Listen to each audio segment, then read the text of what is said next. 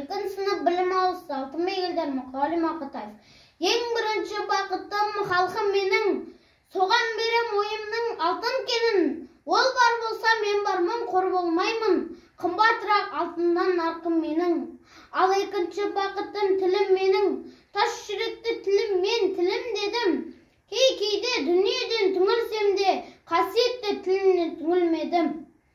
Бақытым бар үшінші отан деген, Құдай деген кім десе отан дерем.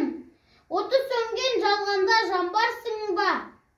Ойланбай-ақ кел дағы отал менен.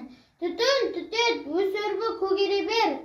Немерелер көбейсін шөберелер. Жадыңда ұста жақсылық күтпегейсің. От емес, оқ сұрасаң менен егер. Үш бірдей бақытым бар алақанда, мені мұндай бақытты жаратар ма? Үш күн нұрын төгеді аспанымнан, Атырау Алтай арқа Алатауға.